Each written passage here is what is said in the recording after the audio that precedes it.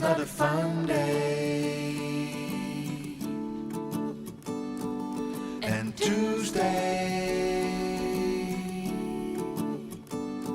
another blues day. Wednesday's getting better, Thursday doesn't matter, and Friday is the last day. And then it's W-E-E-K-E-N-D, it's weekend. W-E-E-K-E-N-D, it's weekend. W-E-E-K-E-N-D, it's weekend. W-E-E-K-E-N-D, it's weekend.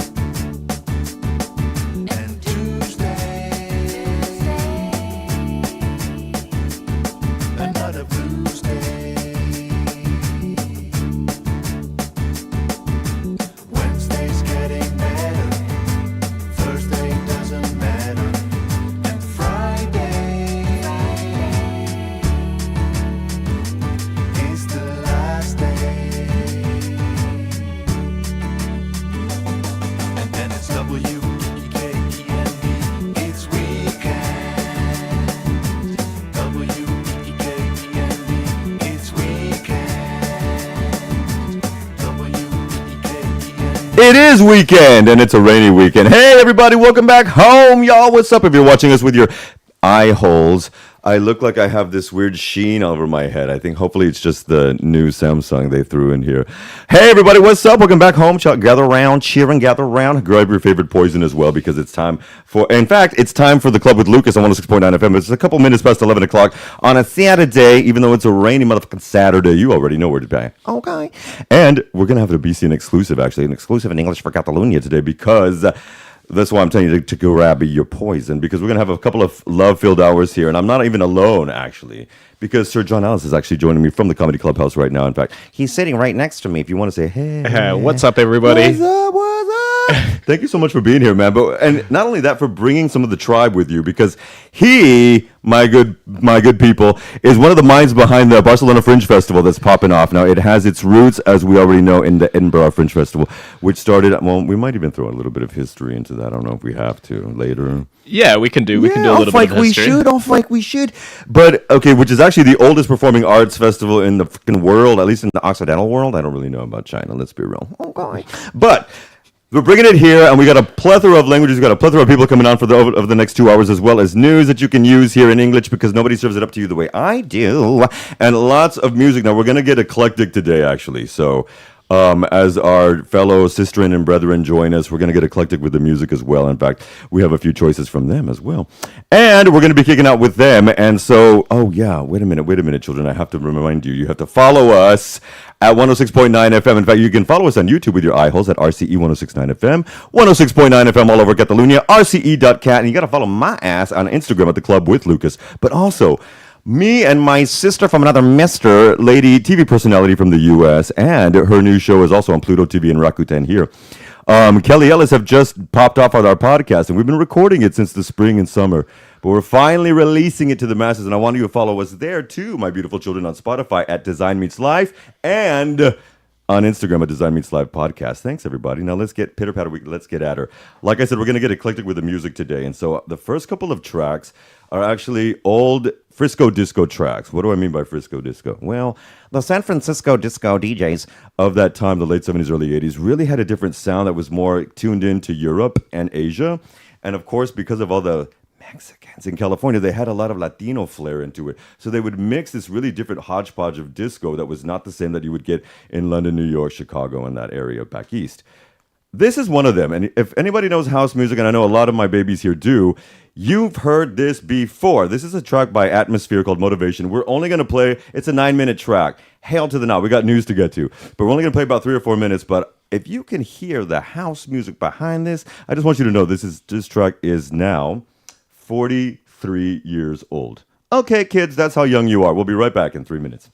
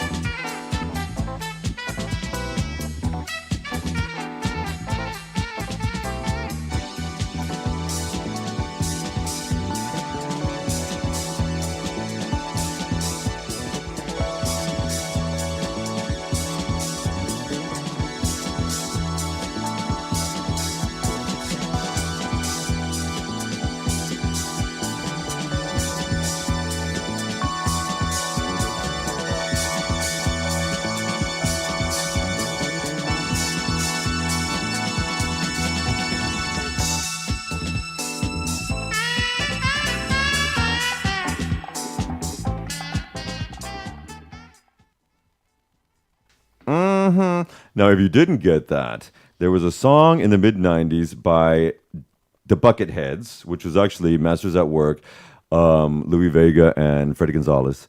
And from New York, because you already know I know my people, and they used that sample, and they were one of the first in-house to automatically just give the list, give them the rights. Okay, we're using this sample because at the time people were sampling like Vanilla Ice. If anyone remembers that crap. Do you remember Vanilla Ice? Yeah. Ice.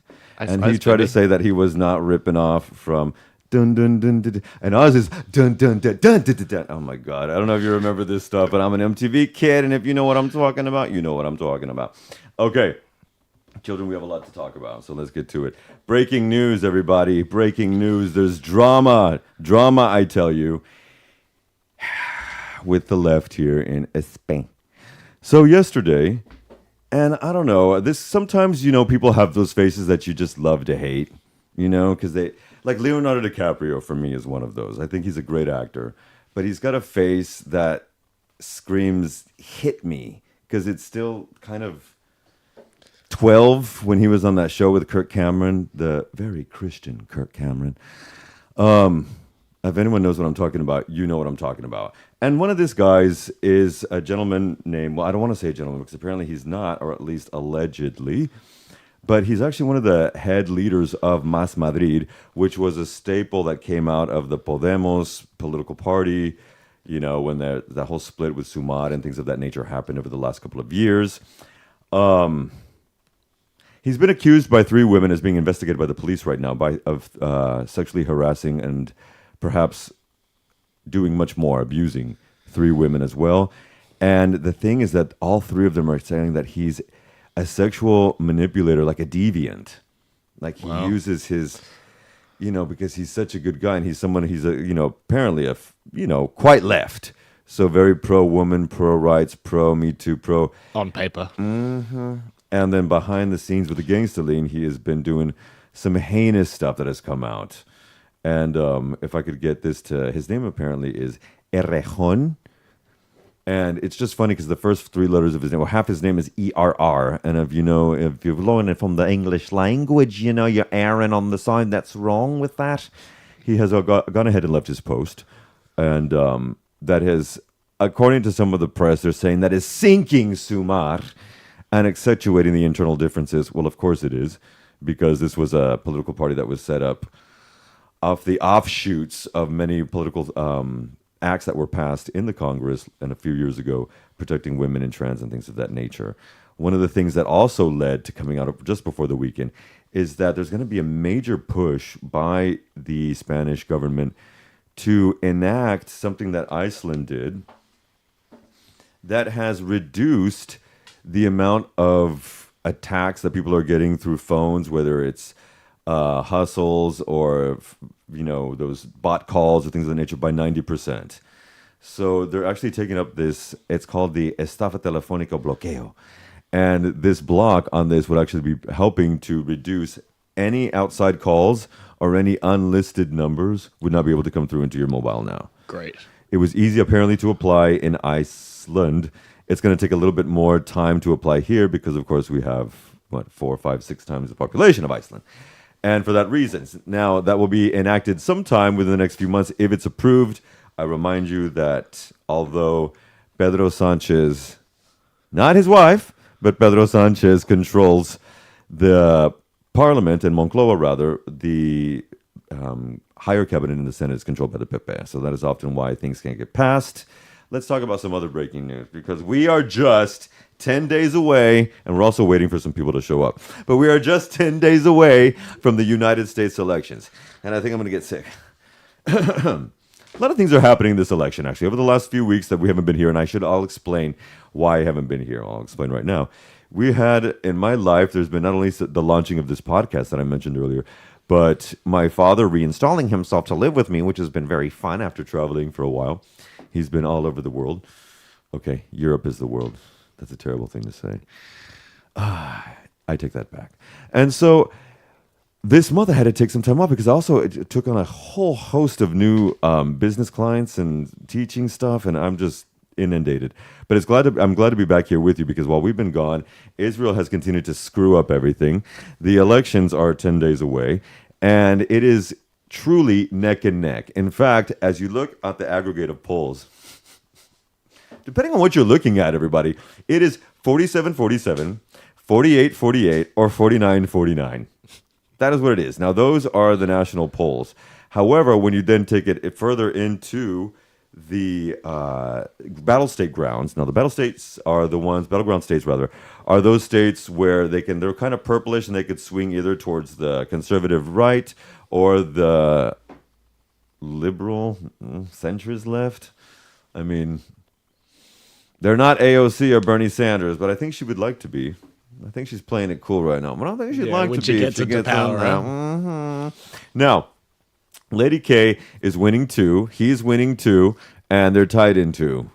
And I forget, the other one's a toss-up. I forget which state it is. Georgia's become a toss-up because a month ago it was her. The last 2 weeks has been him, and now it's a toss-up again. So we've got 2, 2, 2, and a toss-up. It's scary. I would like to say I finally mailed in my vote yesterday. And I've done my duty to help save my country. At least it's how I feel. Yeah? Oh, man. Wait, who'd you vote for? Just joking. You already know. Am I a gay homosexual? And in my very, very, very young life, I have found that polls are often misleading. And polls are often also misleading. But it's interesting how the analysts are revealing ways that either candidate, no matter what, it can either very much break over the electoral ballots. It can either be 300 plus for her or 300 plus for him. Now, they do say there's a slight lead towards her taking it because of certain things that are going on. Like, let me ask what you kids think. I have to wet my palate. Can you hear that? I can't stand that shit. Can you hear that? It's AMSR or whatever the hell it's called. But hello. Yesterday, she was Lady K, Kamala Harris. Hey, yes, we can. Was with Beyonce in Texas, and it was beautiful. I sound like Oprah now. And she really laid it down last night, really, with Beyonce on stage. It was beautiful, and Beyonce's going to reveal what she whispered into her.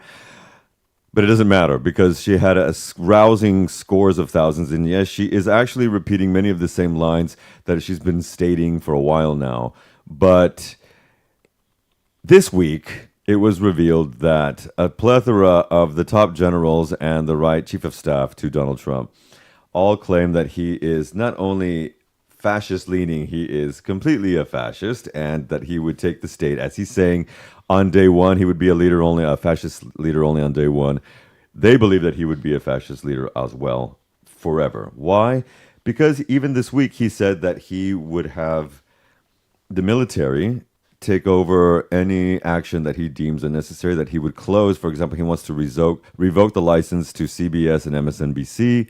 He would also attack journalists that don't favor what he wants. And he also stated, and this is not a joke, he said this many times, that he wants to round up the Biden crime family, the Obamas, the Clintons, and of course Kamala and her Jewish husband, and send them to tribunals in Guantanamo Bay. That's unbelievable. But on top of that, what he did last week was when he had a town hall, and for those of my Catalan and brethren, and international brethren and sisters who don't know, when they host town halls in many Five Eye English-speaking countries, it's where they go into a city, usually an outside suburb, and they have people from the community come in and ask direct questions for usually 60 to 90 minutes. And they answer it. Trump took 4 questions, and then somebody fainted. A man. They revived him, but while they were reviving him, he said his people, put on Ave Maria. And so they put on Ave Maria. And as Stephen Colbert duly noted, when someone's unconscious on the ground, maybe the song you don't play is Ave Maria, which is often a funeral song. But anyway, Trump digressed and then went on, and somebody else fainted, an older woman. So he told them to put on Ave Maria again. And then when they revived her, and I'm not kidding, he said, and I quote, all right, anybody else want to faint? Love. Just, nothing says love like, what is it called? What is it called? Caring conservatism, as they used to say. Ha! And so then, after trying to make sure no one else was going to steal his thunder by fainting, he proceeded to play 9 songs for 40 minutes and dance around, firstly, to Pavarotti's version of Ave Maria, because he got a little verklempt that they weren't playing the vocal version. They just kept playing the instrumental version. And then he went on to play Sinead O'Connor, YMCA, and dance around like a fucking idiot, like he was milking giraffe cock. It was insane. And then at the very end, he ended with the extended version of November Rain by Guns N' Roses. It was insane. You've heard about this. Did you see this? No, I haven't seen any. And then he went to McDonald's after that weekend, and put on a fries and was surprised that they don't touch the fries when they're serving them. This I saw, yeah. Clean hands, Marisol, whatever her name was. It's just sad. All in the name of Elon Musk, because at the same time, that mother effer, South African, pro-apartheid piece of crap, has been paying $1 million a day to people who will support his PAC, which is, of course, supporting Trump, but also are going to be pro-vote. They have to be pro-vote, and he'll give them $1 million. The funny thing is that when he's giving them the checks, on the pay to the order of, there's nothing there, and he puts their name under the amount part. And then he signs his, not under the signature holder. He signs it in the middle of the check at the bottom, next to the signature holder thing. I.e., the checks are fake, but the Department of Justice and Department of Defense have come in and say this is unlawful. You cannot be paying people to do a PAC that is supporting a candidate because this is interference. And paying $1 million to people, this is, to me, this is complete. This is the sickening part of what makes people hate the United States of America. It is. It's this consumeristic, and the fact that this is the consumeristic mentality, and the fact that this man not only is being told this, but he is now, as of yesterday, under investigation. Hold on, let me get this right. For having dozens of meetings with presidents, prime ministers, and political candidates to grow his political influence. Specifically, he's had several, apparently, with Putin, Prime Minister Benjamin Netanyahu during the past year, and Argentine President Javier Milei. Now, if you don't see a connection to the far right through those three, well, open your fucking eyes, please. But this man is now being investigated for all of that, on top of the fact of reminding people how this man made his money and got on the top list of everything else. Now, if anybody else, I'm still totally killing time, by the way. So I don't normally do so much time of news, but I want to get to the Fringe Festival. We do have an hour and 35 more minutes to get to, my loves. But has anybody seen the Netflix documentary, or documentary, it feels like it, at the end anyway. It's a movie starring Javier Bardem, two beautiful boys, and Chloe Sevigny, my badass bitch. I love you so much, Chloe. Thank you for doing what you've always been doing, and for keeping it real. God, I could not. It was weird to see her playing their mother, though. Of the Menendez brothers, have you seen Monsters?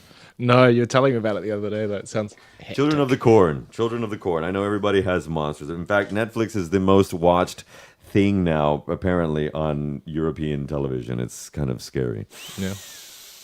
But anyway, it's called Monsters, and the rape case that has had them in prison now for 30 years is actually going to be restarted again. They have always maintained that they killed their parents, but they've maintained it that because they were sexually abused by their father for years. After not only the release of this show, obviously this movie brought a lot of attention to it, but the Peacock docuseries last year, they are re-announcing that they're going to take up this case again, and they're going to start investigating it because they also believe that there might be ties to this man, their father, who's played by Javier Bardem, who is not a rapist or pedophile. He's the national treasure, bitches. But it could be that he actually had a connection to Menudo. And if you don't know who Menudo was, that's where Ricky Martin came from. So, yet again, another case unfolds itself. By the way, that was NASA. NASA is asking that the government and more people start investigating Elon Musk for what he's been doing with the president, with the phone, with the talks to other people. Anyway, I wanted to also say there's two more things that I needed to mention from here. Because one of the things that I wanted to I didn't want to get deep and dive into it, and then we're going to get into some music. But I did take some time off this past month because I had 2 suicides in my surroundings that has never happened in my life.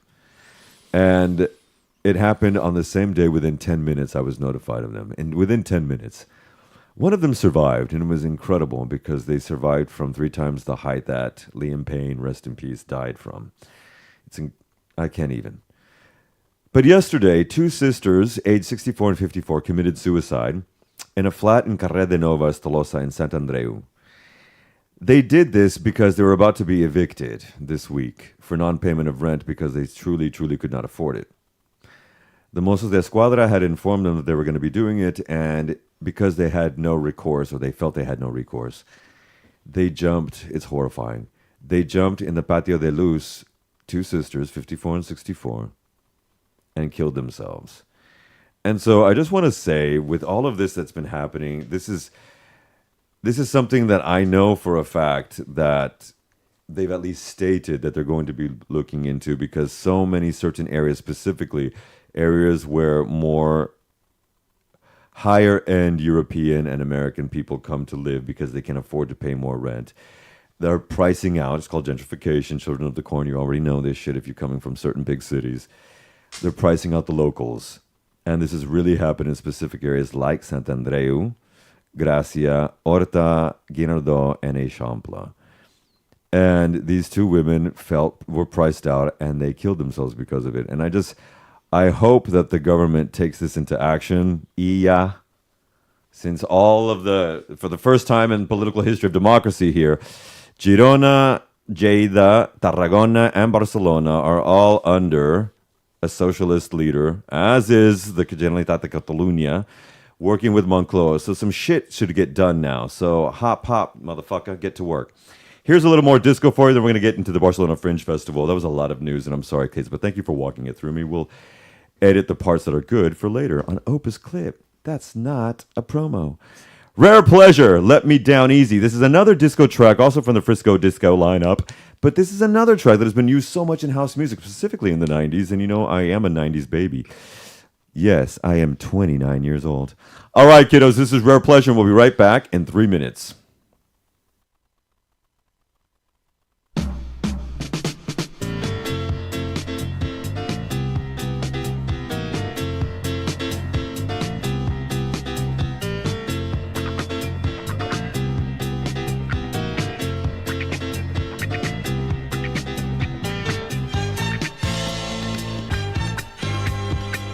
I can feel it, why not reveal it? Say what you gotta say. I know she's the reason for you leaving, baby, but don't leave me in a hating way. Let me down easy, let me down easy, baby, too easy. I can't stop you. Why should I argue? It won't make you stay. I'd like a string of beads because you snap the string. My love won't run away. Easy, let me down easy, baby, too easy.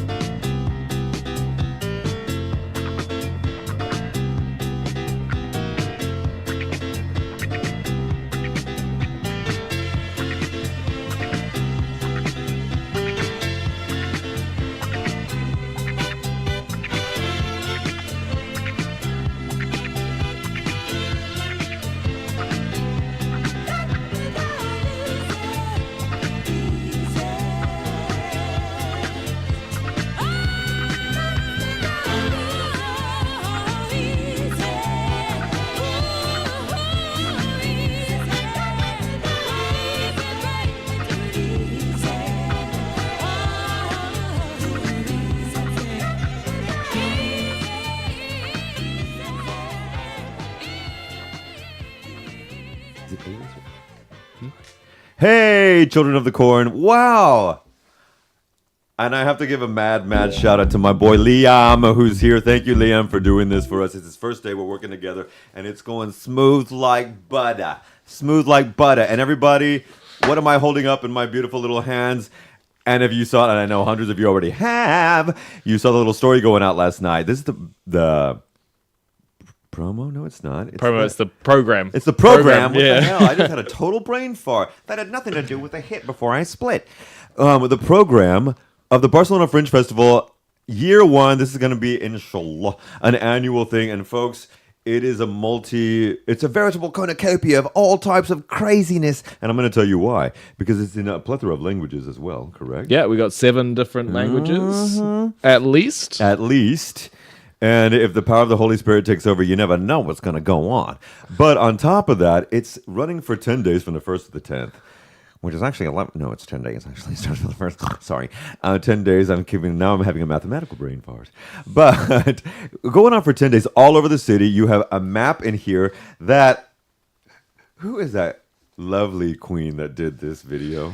Yeah, Vim. Ma'am, you are so, I can't. You're so cute as hell. She's great. And the way that they take this out and you can toss it away, it's great. So, folks, you have so much to get to know. We're going to be leaving them around the city. You look for these flyers everywhere. You can also find them wherever good comedy clubs are, for example, like the Comedy Clubhouse BCN.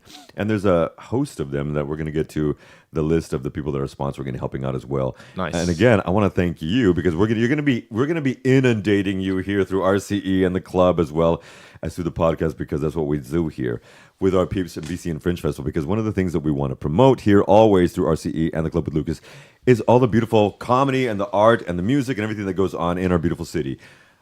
None other than John Alice actually is it Alice or Alice? Alice. Alice, thank you. Is joining me here, and the lovely, I believe, Hannah Becker is about to walk in, like, right totally behind me. If you want to, like, get that at the door. Because when I had just started this show, this beautiful young lady was one of the first people that ever came on here. And this is the first time I'm seeing her in forever, so I'm going to turn around and give her a big hug. Welcome back. Shiza. It's like a beautiful dream being woven. Oh my god. Yes, let that go, and we're gonna get you some water in just a sec as well, maybe to a song break. As you wish, puppy. As you wish. Rock on. My love, welcome back to the. Okay, I'm saying God. I was weeks into doing the club. The last time that she was sitting, in fact, she was sitting on that side. This time, well, I don't remember actually. What year was that? It was right before the pandemic, 2019. Right? Okay, because I remember I was talking about Hush Hush. Was that what I was here for? Oh my God, like a thing that does not exist anymore. But so much, you have not stopped. And yes, my queen is coming in from the rain. Yeah, so my king is running to get us some water, as we do. Yeah, up in rain here. should And be illegal if in you didn't Barcelona. want my Vavas, I'll give you some coffee. Let's go. But, so the king and queen of the Fringe Festival, as we just kicked off, I Yeah. did the longest news segment, trying to kill time. Yeah. Oh my but the God, power I'm of so Christ sorry. compelled, as she will do. Thank you. Brilliant. Thank you, sir. And it is time to talk about that because in just a few days, this is the last weekend of October, Children of the Corn. So kicking off the first kicks off the goodness. Now, let's get to a little bit of history if we can. And again, I want to thank you guys so much for being here. And in just a little while, folks, we're also going to be joined later on in the show with at least two, maybe two more. at least two more friends joining us who are also kicking it with a gangster lean with us here today. But can we talk a little bit of as I mentioned earlier, about 30 minutes ago, the Edinburgh Fringe Festival, is the oldest performing arts and comedy festival in, well, I'm going to say the Occidental world, because again, I don't know about Asia. Yeah. Is it not? Who knows? In the Occidental world, but I don't know about Asia. So anyway, the power of Christ compels me to stop saying that. Okay, I've been watching The Exorcist in snippets. I admit it. And it's Halloween. And this started off of that. I'm just curious. Is it because of that? Can we talk about the history of us leading off from that? Yeah, I mean, it was definitely inspired by the Edinburgh. I mean, the Edinburgh Fringe is like such like a reference for any English speaking comedian. It's like Edinburgh is like the place to go, right? Yeah. So we thought, Why not? why don't we get people to come Why to not? Barcelona? We thought we could do it better, to be honest. I've been to Edinburgh, and it is expensive and cold and rainy. Yeah. When I was there, they were doing a rubbish strike. So it's raining today for you. It is. Today is raining.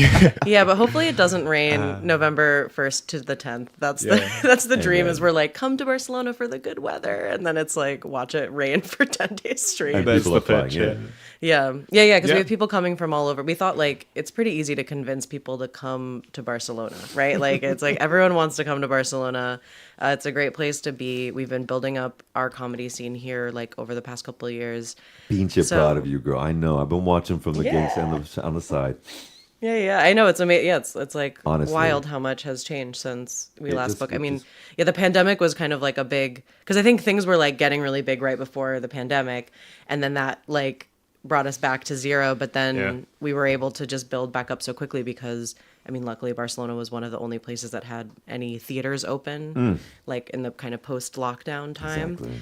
So I think that helped us like kind of establish ourselves as like a pretty strong scene pretty quickly, and then we opened the clubhouse. Yeah, And, which was you know, thanks to the pandemic largely as well. Literally, yeah. Rents like went rock bottom. No one wanted a bar, so we got it. Yeah.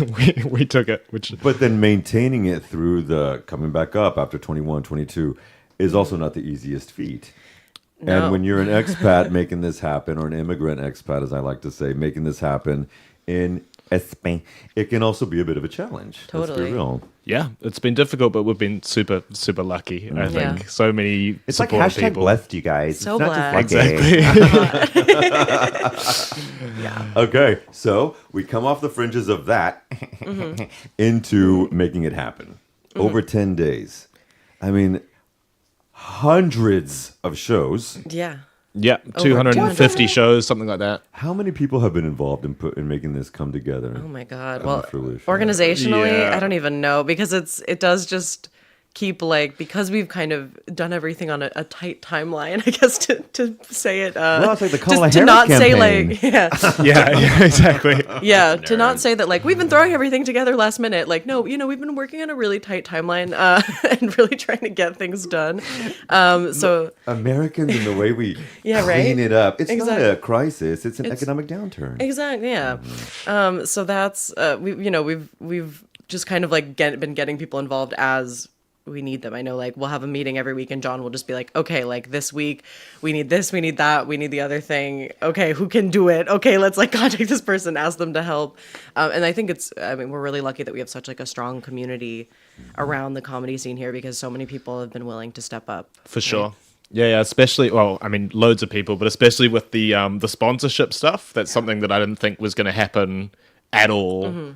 Because it was also last minute. I thought it was a good thing for people to sponsor, but I didn't think it was going to happen. And then a couple of people, Alex and Ava, have gone full gung-ho into all of that, and Yeah. they've gotten us a whole bunch of sponsors. Vistaprint shout out. sponsored the printing of these, which is, it's 1,500 euros worth of printing that they've given us. Amazing. And then Stoke Travel is the other one that's came on board recently. So they're giving us money.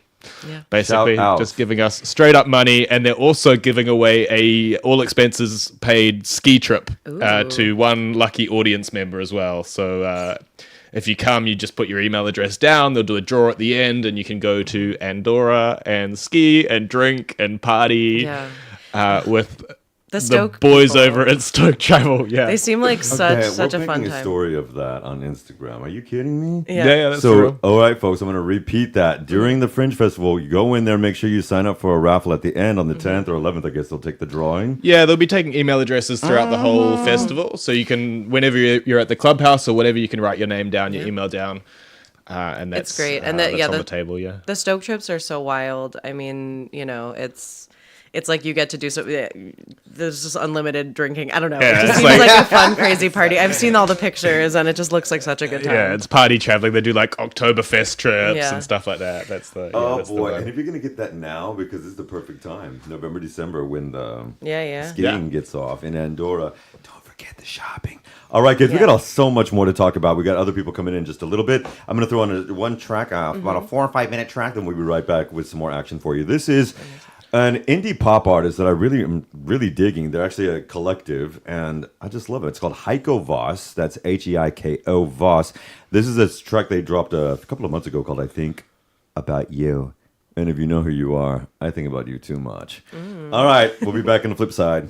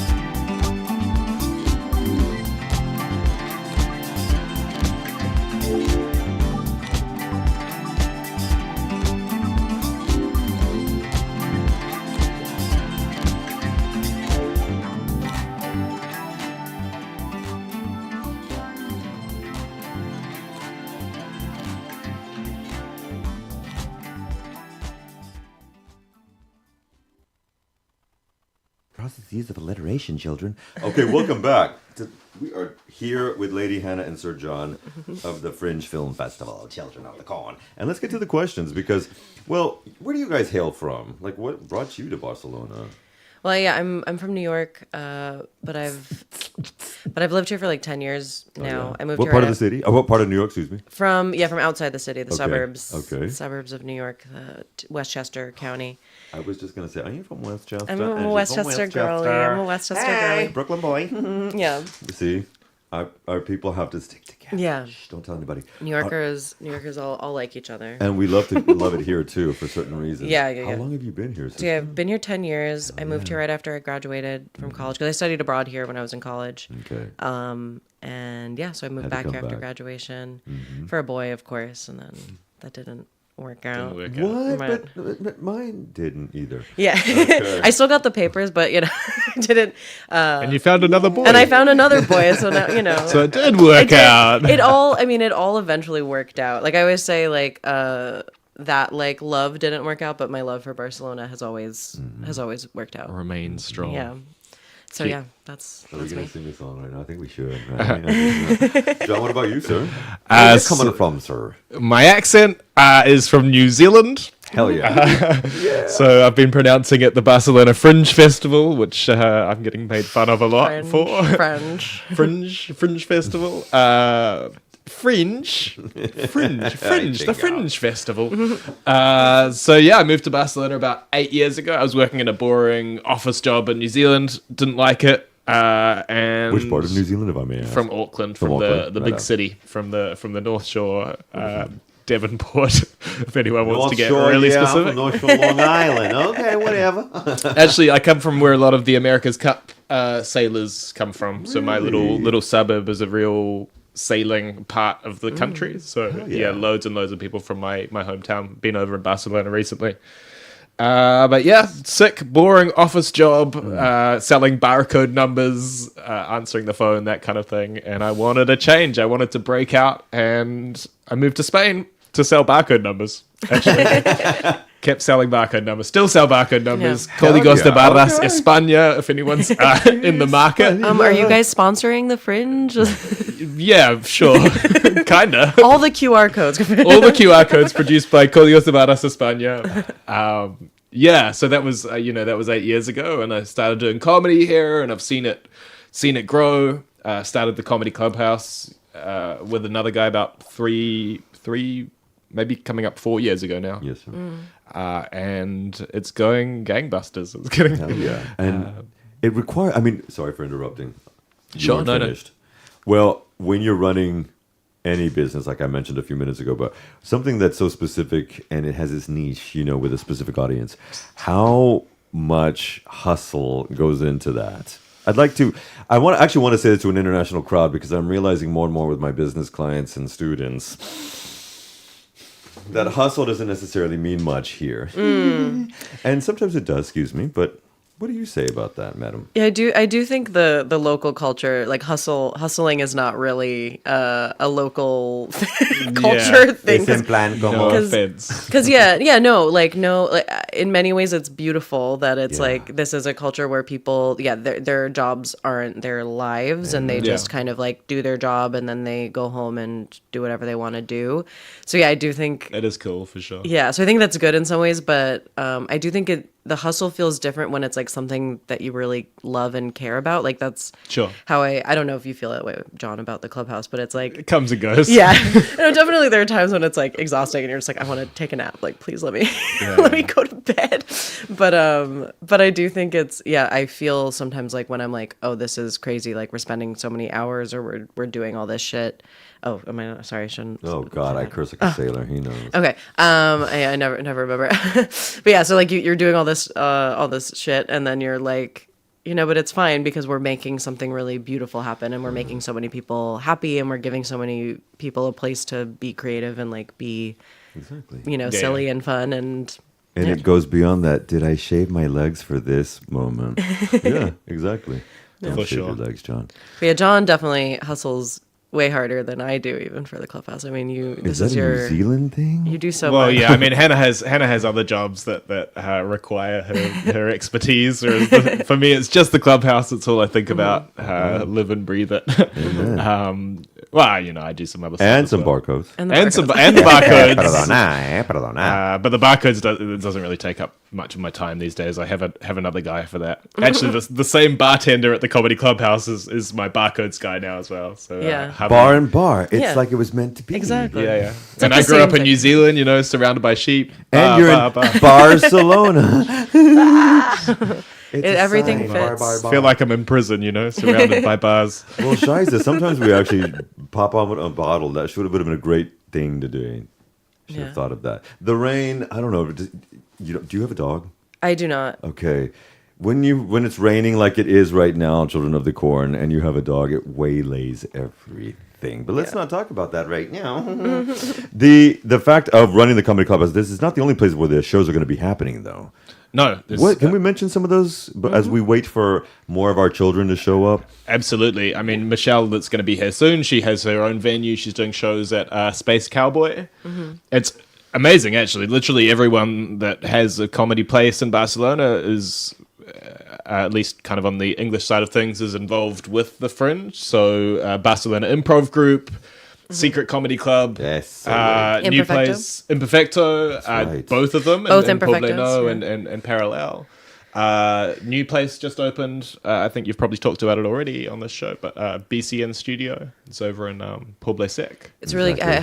Have you been there yet? I haven't. Yeah, I popped in. Yeah. I popped in to drop off some of these programs, and it's looks very great, nice. Yeah, right? they have like proper stadium seating, and Well, I think they can like put that because like when I went, they didn't have that set up, so it's like they're like very. It's like a cool, flexible space. I think that's like a really exciting kind of space to have. Is that? This is happening in Poble Sec, you said? Yeah. it's in Poble Sec. Yeah. Yeah. It's gonna. It seems like it's gonna be really cool. I think actually Ian, when he was here a month ago, he mentioned that was going on. I think he's doing a play there as part Okay. of the Fringe. So yeah, I'm His sure he is. Traumedy play. No. A The Traumedy different is one. his This solo This is show. Nicole Colas or whatever. Well, Nicole's going to be doing Fickle Eulogy. I'm gonna Yeah, shout that's out to my possibly. girl, Fickle Eulogy. And It's She's what promoting was the it crap out of that. I see flyers for Hells that to the- everywhere. yeah. She seems in to fact, be I'm doing a looking great that job. up right now as I speak. Can't remember what it was called, but I saw. It is incredible. I love the way that you've broken it down. Now, where did you get?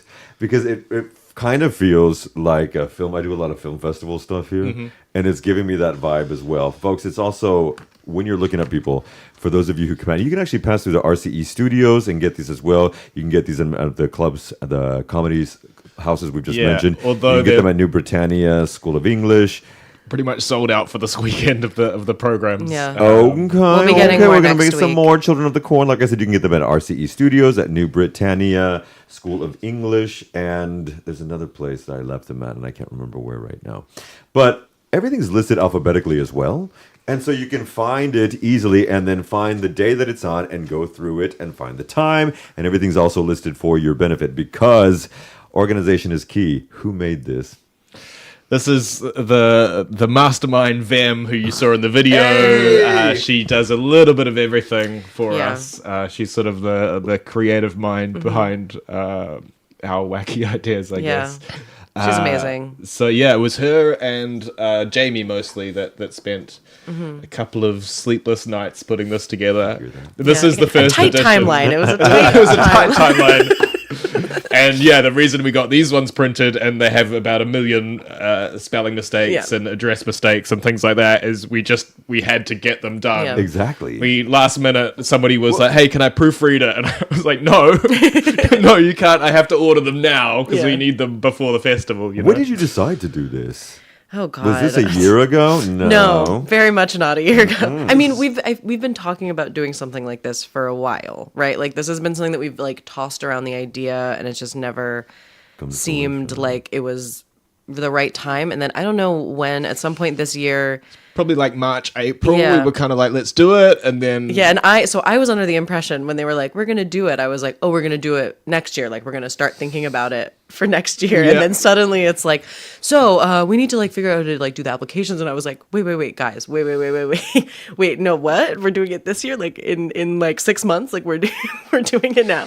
And I always say like this is like very much the comedy clubhouse approach to doing anything is like if we have the idea and it seems good and we like think we can figure out the steps to make it happen, like let's just do it. Hell yeah. Why wait? Why like put it off? Because it's like if you put something off, it's just like maybe not going to happen. We can apply that to life. Yeah. Okay. Yeah, exactly. I think it is like a good, I mean, I think, it's like how the clubhouse opened in many ways. It's like we had a space and it was just like, let's just start doing shows. Like we don't need to, like we'll figure the rest of the stuff out. Like let's just do it. Right, and just the fact that we're doing it this year means that we're going to learn so many things. So when we do it next year, it will be well So much better, organized. I mean, this is I'm learning with the podcast right now. Yeah. This is and every little thing is that. And to quote the future president of the United States of America, Kamala Harris, when that door gets slammed in your face, you got to break that fucking door down. Exactly, Yeah. Her voice like Maya Rudolph can, but damn. All right, I was holding off to play this song because one of our boys that is coming by had chosen it. Oh, yeah. Oh. But you're gonna miss the good tones, okay? But you can catch it later on the flip side. This is John Paul Young, and if anyone has ever seen Strictly Ballroom, you know what I'm talking about with this song. I think it's this song. Love is in the air. Oh, Classic. It is classic. So if you feel like shimmying right now, now's the time to do it. Refresh. We're gonna get some more water up in here, and we'll be back in 3.5 minutes. Children of the Corn. Nice.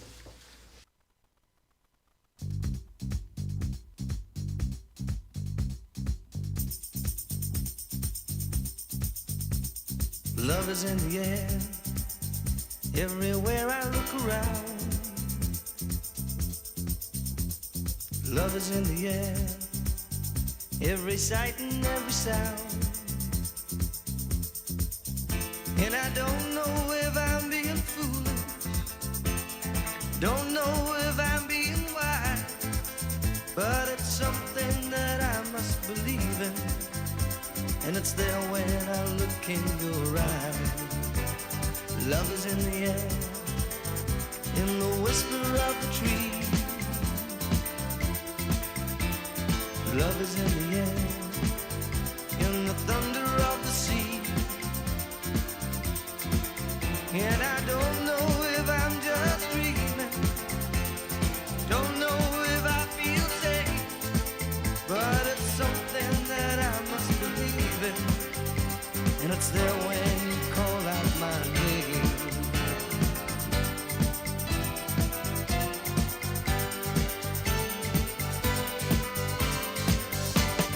Love is in the air.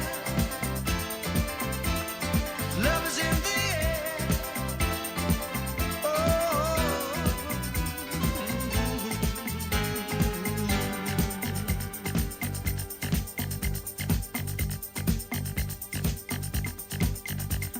Love is in the air, in the rising of the sun. Love is in the air, when the day is nearly done. And I don't know if you're illusion, don't know if I see it true, but you're something that I must believe in. And you're there when I reach out for you. Love is in the air, everywhere I look around. Love is in the air, every sight and every sound. And I don't know if I'm being foolish, don't know if I'm being wise, but it's something that I must believe in. And it's there when I look in your eyes.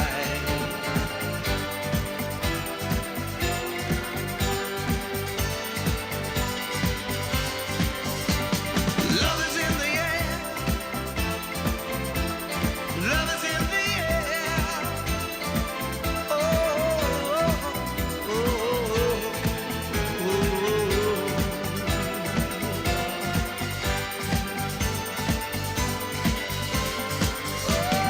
Love is in the air.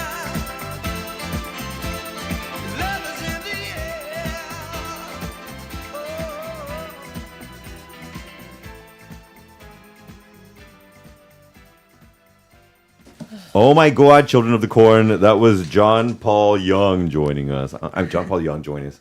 That was John Paul Young, and that was actually chosen by the man who is joining us. Please tell the good people who you are, sir. Hello there, I am James Regal, and I am a comedian and comedy show producer here in Barcelona. Hell yeah, man. Where are you from, sir? I'm from London, England. Hell yeah. And when you are performing, what days at the Fringe Festival, sir? So we can look that up Oh, right now. that is a good question. So I have my solo show of stand-up, just an hour of me doing stand-up on the, I want to say, 5th and 6th of November at Imperfecto Comedy, and then at the Comedy Clubhouse upstairs in the cafe.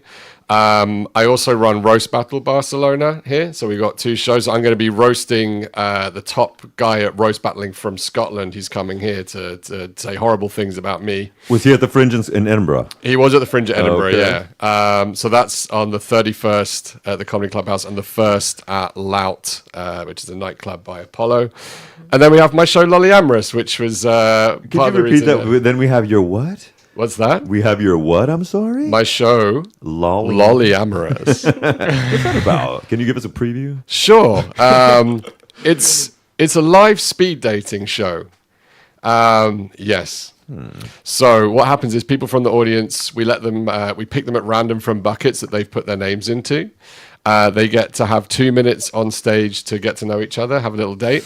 And then after that, myself, another comedian, and a sex and dating expert interview them about their love lives and anything that came up on the date. Sometimes we get into sexy stuff. Sometimes it gets very deep. We do about 8 minutes with them and then bring on another couple. And yeah, it's a super fun night. There's not really anything like it here. So That is actually a really brilliant idea. It's a really fun concept. Can I do that? Do you have a celeb version? No, I'm kidding. No, I'm curious about that.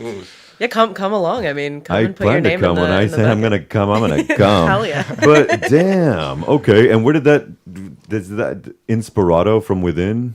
kind of, yeah. I mean, there's loads of comedy shows around that deal with the topic of dating. I think a lot of it was I had a pretty bad breakup about a year or so before coming up with the show. testify. Yeah, right. And just trying to meet people here is a disaster. Dating apps I just couldn't get on with. Don't listen to him. He's lying, everybody. Oh my God, right? Have you got some kind of big dating app sponsor? I'm supposed to. No, I'm not in any. Not yet. What are you Yeah, talking about? That's my twin brother, and I'm not lying, actually. sure. And But he's a whore. yeah, I'm just- kidding. Oh, did I say that? I didn't say that. Excuse me. so I figured, what could be worse than just having a date with someone for the first time in front of an audience full of people? Or worse. no, What could be worse? That's the worst actually? thing, actually. Yeah. I just love all these like normal comedian thoughts though. It's like we should do this on stage with an audience. Like that's like the thought for everything. Exactly. Do you think all comedians, or the plurality of them, are major extroverts? No. No, not in my Okay. opinion, no. I think it's the opposite. All right. And Yeah. so they use this moment to get themselves out of the shell. Yeah, I think there is like everyone's kind of doing a version of themselves that is an extrovert.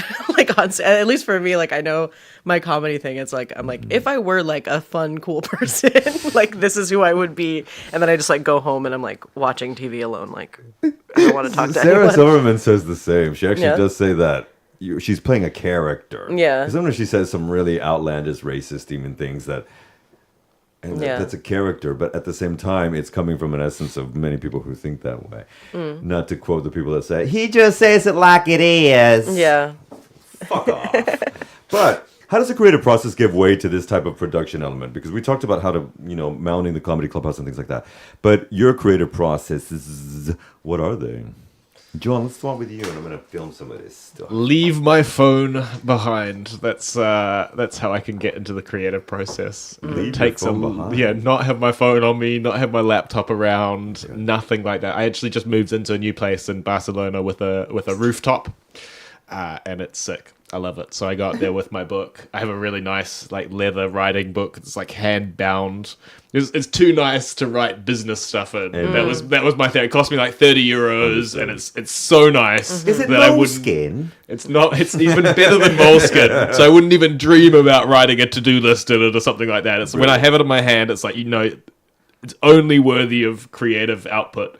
And then I go up to my rooftop and I sit for about an hour and I don't write anything most of the time. Sometimes stuff comes, or sometimes stuff comes in the shower, or about once every 6 months I'll have a night where I don't sleep and I'll keep waking up and writing something down or something like that.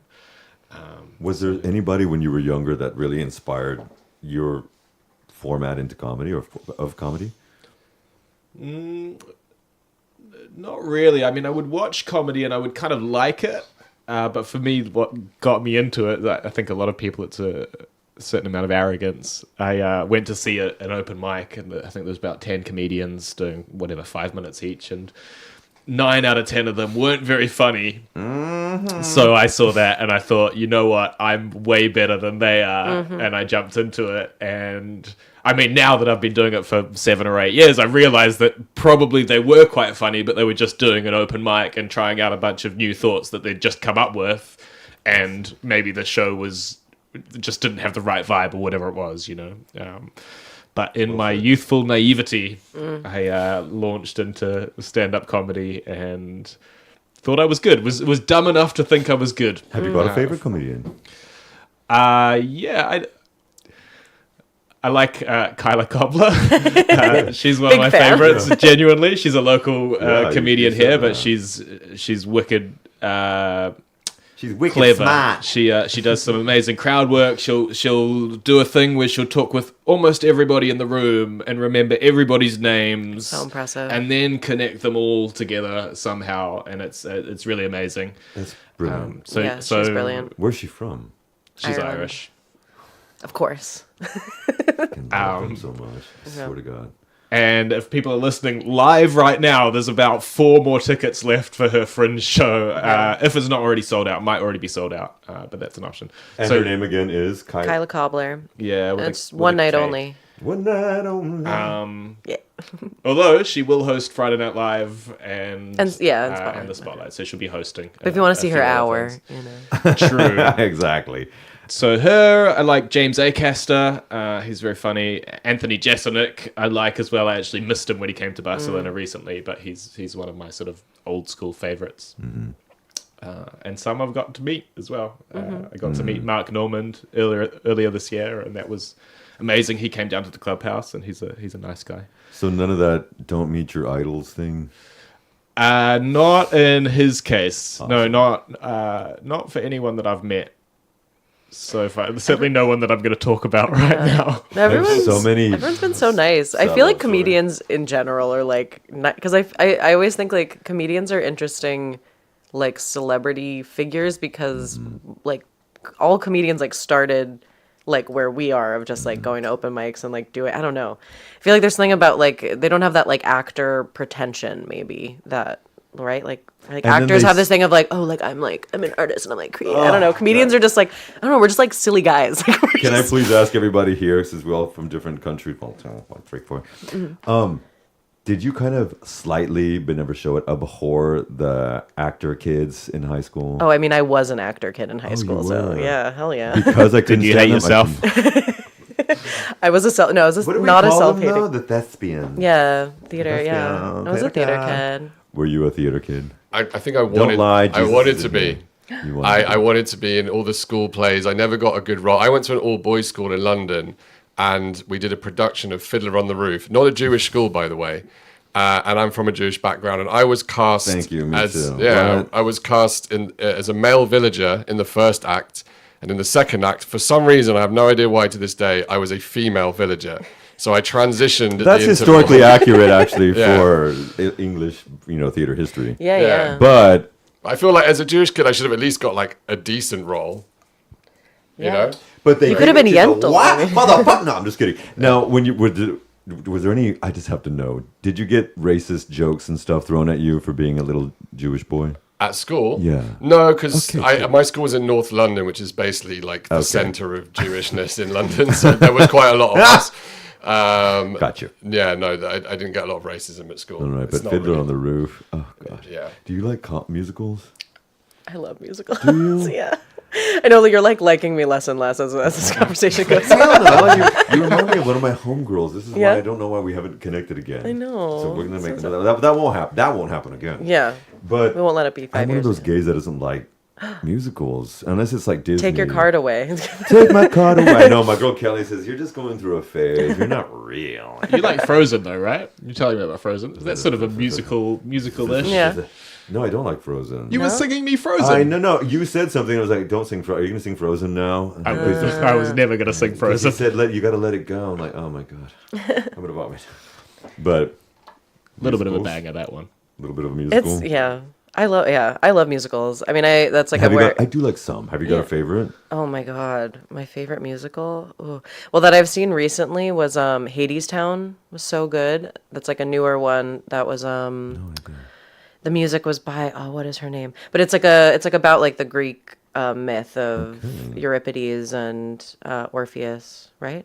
And so it's like she's the one who like Hades like convinces her to go to the underworld, and then Orpheus is like, no, but I love her, and he like goes to the underworld to like try to get her, and strikes a deal with Hades. Well, it's like it's beautiful, and like they made a musical of that. yeah, it's a musician named what is her name? Is it Saint Vincent? No, She's doing one. but she's I'll look it up right now. But it was Speaking of Sarah Silverman, she has I think a comedy musical out called The Bedwetter in Broadway, which is one of the biggest hits of last year. That was really the name of her book. because that was her. But it was Hades Sounds Anais Mitchell. Anais Mitchell. Yeah, it was like a. Is she kind of folk Radia musician. Mitchell's family? I'm just kidding. All right, guys, musicals. I'm just curious.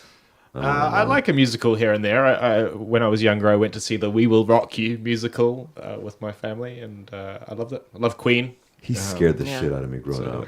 Oh God, I'm I gonna said be really honest. Freddie Mercury. Yeah, his teeth scared me. Oh yeah. When I was a kid. the wrong name. I said the wrong name of the character. Eurydice, not what did I say? Euripides. It's like a Greek philosopher. Anyway, We're gonna wax on now. We'd asked you a question. We didn't ask you a question. What is your creative process when you're getting into it? And did you have anybody that inspired you? And then Lady Hannah too. Yeah, I mean, I grew up listening to British stand-up comedy in the car with my dad and stuff that was probably way too adult for me, and most of it went over my head. But I remember listening to people like Ben Elton and Rowan Atkinson, who, you know, older people might be listening to this will know who they are, but if you've heard of shows like Blackadder, like classic British shows, they wrote a lot of that.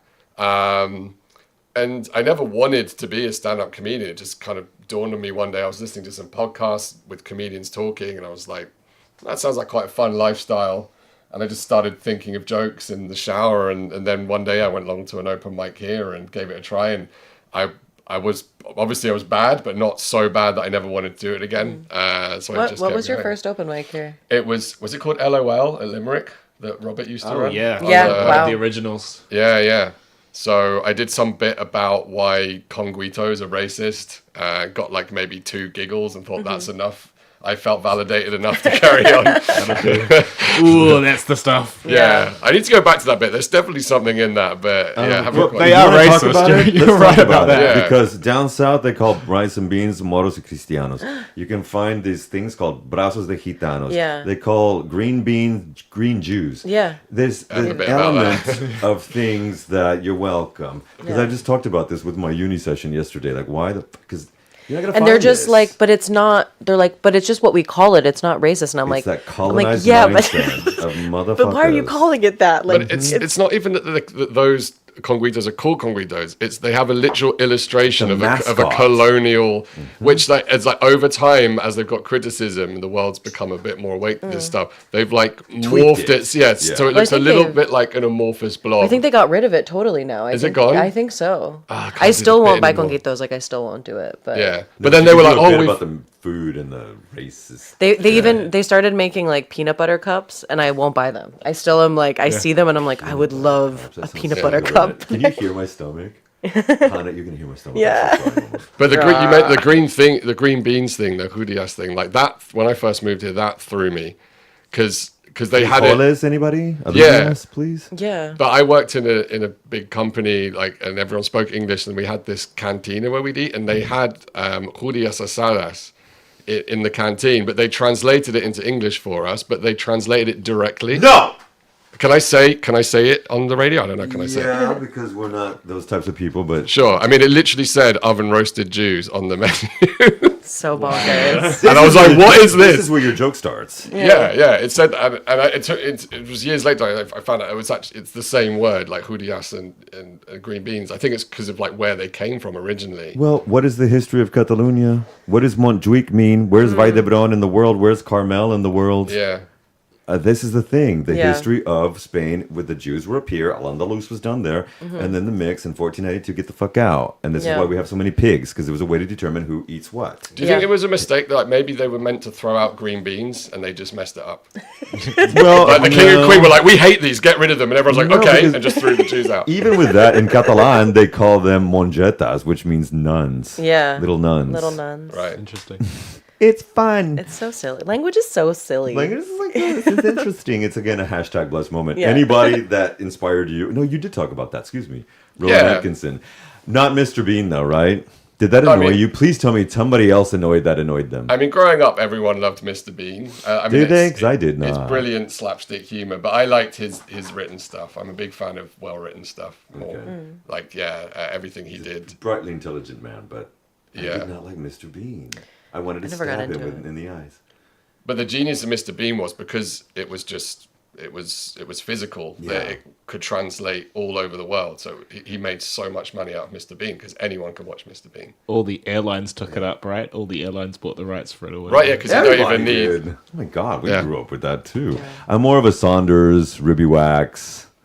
You know Jennifer Saunders, of course. Yeah, you of do. course. I mean, And this- I everything from them. my favorite program, probably still my favorite sitcom to watch, and where my sense of humor comes from, I think, is The Young Ones. If you saw like Rick Mail, Adrian Ibbotson, because it was just so weird and wacky and alternative. That's not even what I do. 80s though too. But isn't yeah, it? Yeah. I mean, I'm a bit old, so just the surrealist. None of us. We're thin, young, and gorgeous. I don't know what this fuck's talking about. Lady H, what about you? Hold on, I'm gonna get this. Oh God, my comedy inspirations. Hells to the yeah. Well, and what your process of what led you to that as well. Yeah. Well, I mean, I grew up. I'm also from like a Jewish family, and so we all think that we're How funny. do you feel, John? But yeah, definitely I come from a family that like humor was important and like comedy was important, and yeah, we watched. I watched like a lot of Seinfeld growing up, so definitely have like that was like a big influence in Seinfeld. my. It's yeah. aged interestingly. Yeah, I mean, I've done a rewatch of it recently, and it's some of it's like it's so funny because like some episodes you're like, this is timeless, like this is amazing, this is brilliant, and other things you're like, this is so ridiculous, like I can't believe that this was on television. But yeah, so I loved Seinfeld. My dad was really into Monty Python, so I watched a lot of like Flying Circus growing up. Like we had all the DVDs of the whole series, and so that was like a fun game. You just like pick a random DVD. Well, not and, even like, watch. VHS. You had the DVD. The DVDs, Rock on, yeah. girl. And so yeah, I loved like that kind of like absurd, weird stuff. But then like in terms of stand up, like the first stuff I remember listening to was like Mitch Hedberg. Like I don't even like one liners, but peace. like Oh my I know recipes. Like God. but like I loved Mitch Hedberg. It was like I thought it was so funny, so brilliant. All of the lines. I am really surprised by that. I love Yeah, hearing that. loved Mitch Hedberg. Thank you, MTV, for showing me who he was. Yeah, he was great, and like it's interesting to think like what he could have done if if already he know. hadn't Again, and it comes Done up too many again. Child, drugs. you already know. Let's throw on. Okay, well, can I say who mine were? yeah go for it. Jewish women, yo. Yeah. Straight up, Joan fucking Rivers is my Yeah. So good. bitch from Love ever. her. She is my queen, and I love her. I already said Sarah Silverman.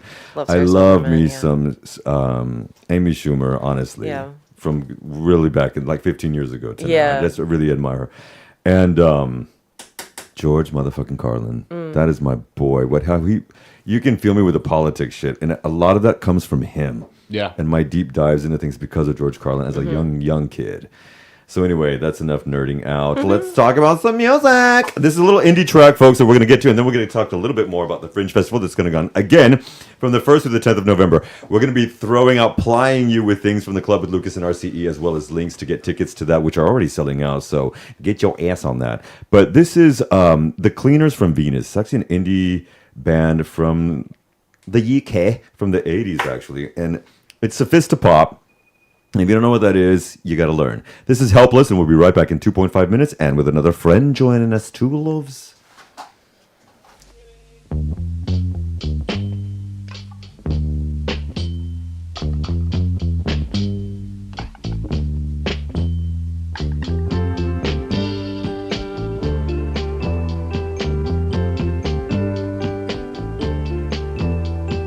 Walking around, I'm looking for something. I'm taking my time. I'm seeing you later. Don't take bets 'cause you're not insured. Don't give up 'cause you'll only get hurt. See someone and leave next day. Don't think twice 'cause if you stay, you're helpless. Don't take bets 'cause you're not insured. You're the only one that means something to me. I don't know if I'm ever gonna stop loving you.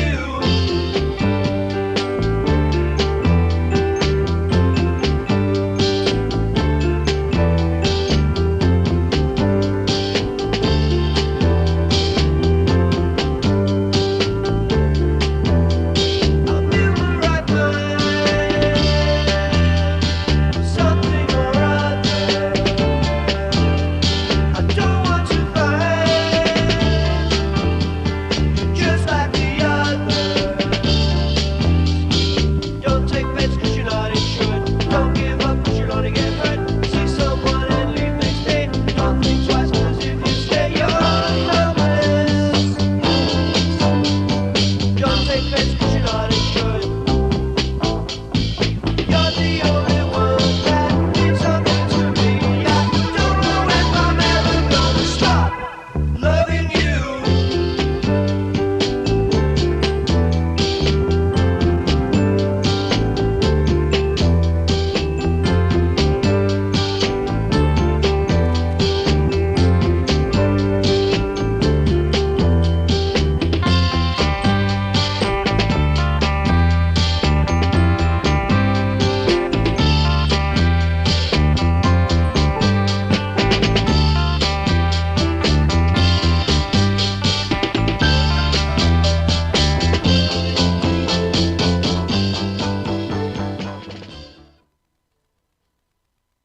I mean, y'all, that was The Cleaners from Venus, and we were just shouting out Venus O'Hara, who this beautiful man, Mr. Regal, is going to be doing a show with, and Venus is going to be there to help promote the comedy of things that are going to be tested there. Venus, I love you. We do need to get some pizza, my love, by the way. Grr.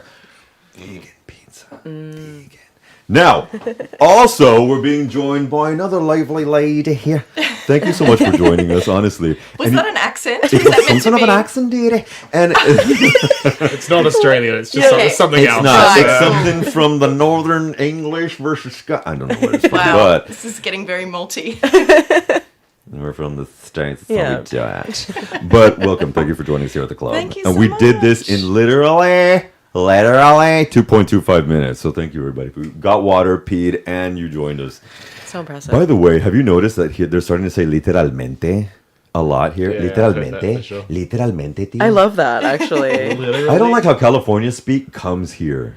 The en plan como, it's like, that's Yeah, en I plan- do love the en plan. En plan como, okay. All right, look, O please sea- introduce yourself because we just did a round of what spurred your creative process and some of the people that have inspired you. And please tell everybody your good name. Okay, my name is Michelle Ahern. I am an Australian, and you can probably hear that from my... I feel like I get more Australian the more time I spend here in Barcelona. Even saying Barcelona. But yes, so I'm very new to comedy, unlike these legends around the table, but I'm very new to comedy. Coming up to my 2 years since my first open mic set that I did in London, but I actually got into comedy. It was more of I'd never done it before in my life. I was always a huge fan of comedy, grew up watching a lot of sketch comedy.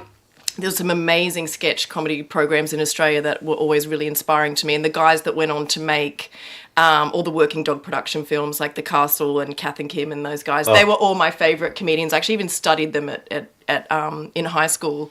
So I was always a lover of comedy, but never really aspired to actually do it myself. And then I had a massive life change, shall we call it, about 2 years ago. The shit really hit the fan. Am I allowed to say that word on radio? The shit really hit the fan, and I suddenly was just like, it was actually quite a traumatizing situation. I found out my husband was having an affair, which kind of sounds a bit, unfortunately, it's very commonplace now, but it was really jarring at the time. But it was also just such a bizarre situation that I started going, this is so absurd. I was writing things down, and I just thought, I feel like I need to talk about this. I feel like I need to laugh in the face of this.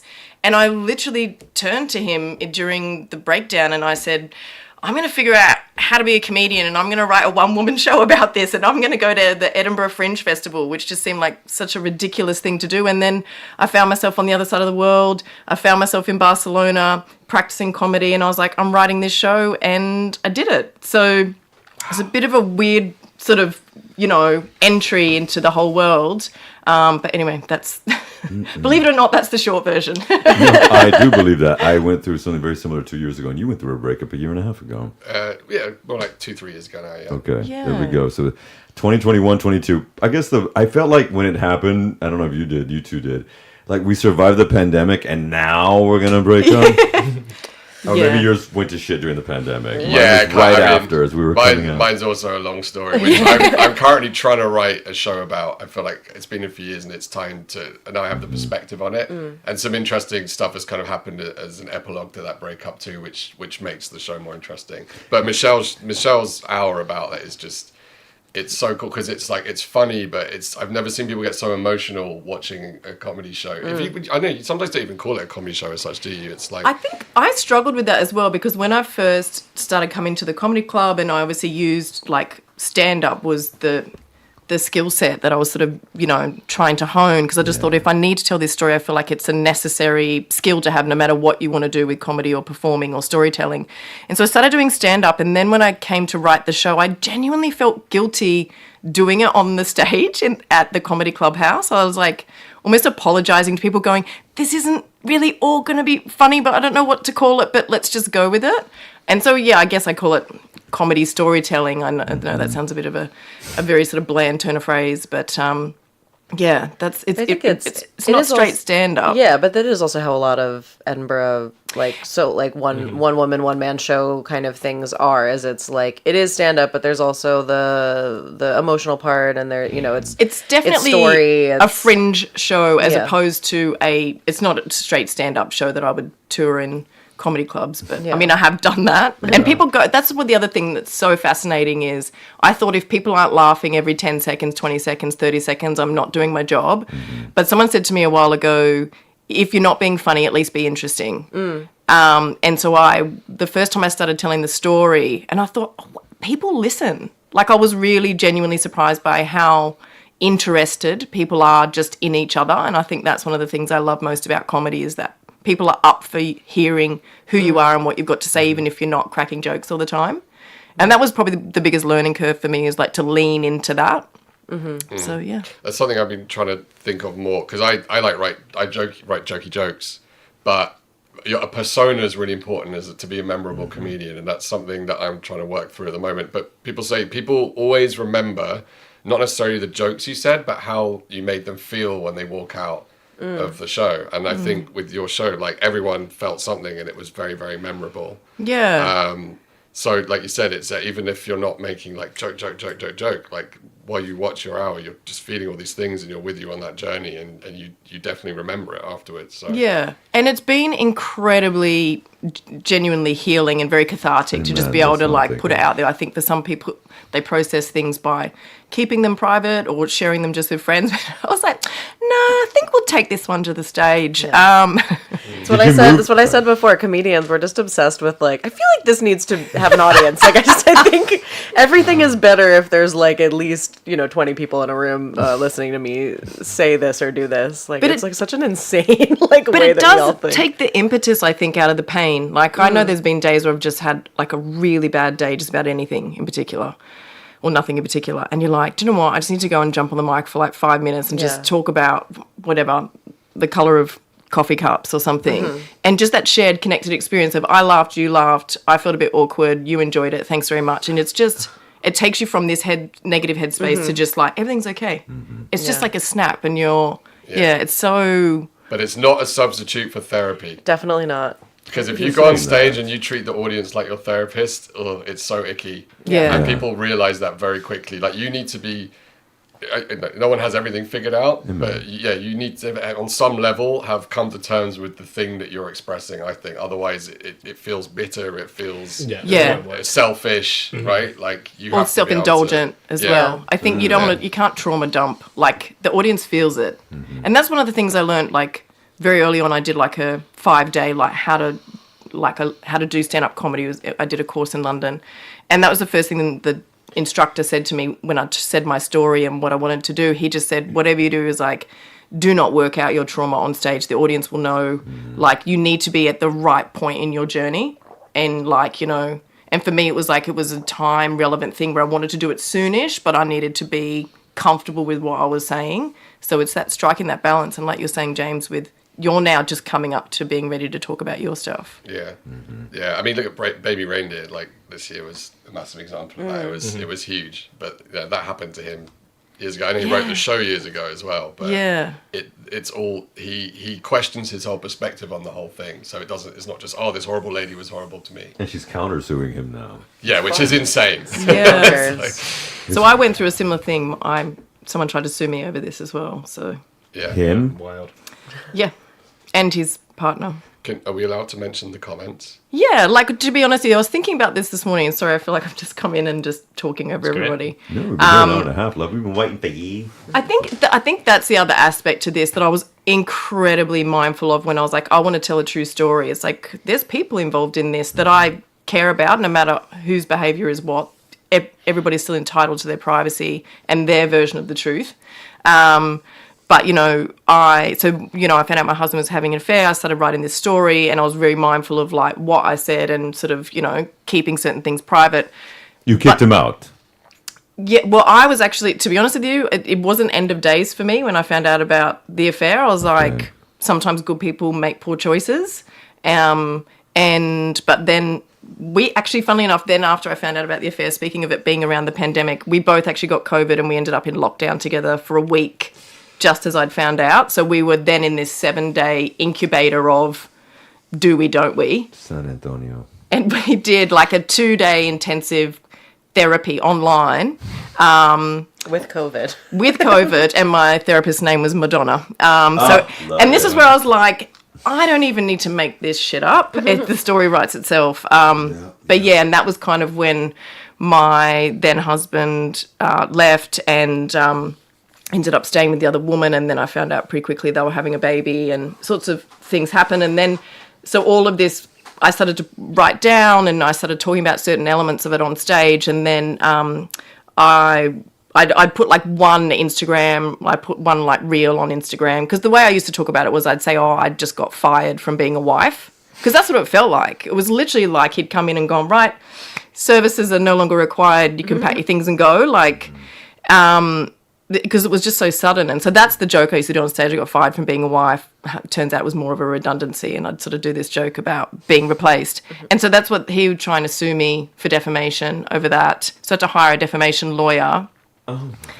But because I knew at that time I was going to write this show for Edinburgh, I was like, right, if I've got to pay a lawyer to get me, you know, help me through this situation. She was incredible, this woman that I hired. And she said to me, tell me anything you would ever think you might want to say about the situation and I'll tell you whether or not you can do it. So we proactively, like, you know, canvassed the entire story. And she went, if you want to say this, say it like that. If you want to do this, do it like that. So going into writing the show for Edinburgh, I knew that I kind of had covered all bases in terms of how to say certain things. But that certainly didn't stop the situation. And I knew, so obviously my husband stayed with the other woman, and throughout Edinburgh, while I was performing the show, there was an inordinate amount of very personal negative reviews for my show, wasn't there, James? How does that affect you guys? I want to know. Because you can in an Edinburgh show, you can, on the ticket page on the main website, anyone can leave a review if they've been to see the show, but also apparently if they're not, they just have to register an email, right? Yeah. And Michelle had all these crazy things that it were just like, oh, this was terrible, and then just things that like weren't even said in the show. I can't remember specific example. You didn't even want to see them at one point. No, I sort of saw So- the first few and thought, oh wow, people have come to the show and really not enjoyed it. And then I was looking at some of the language and I was like, no, this is not even describing what happens in the show, because the tone of the show, quite honestly, is, I think, very respectful. It's emotional. It's about me losing my stepdaughter and what it's like, you know, when your world blows up. And I think I'm quite respectful of everybody involved in the story, and there's no real names and all that sort of stuff. So it's just interesting that obviously the negative comments were coming from somebody that hadn't actually seen the tone of it. They'd just assumed what might be in a story like this, and it was just saying that I'm bitter and all this sort of stuff. And that's like just not the tone of the show at all. If Yeah. anything, people are like, why are you not more angry? Like, But that's, I mean, to answer your question, I think that stuff's easy to ignore. It's upsetting, but it's obviously coordinated and false. But if you're just doing a comedy show and someone doesn't like it or they leave a bad review, which doesn't happen, I don't think we get targeted with bad reviews.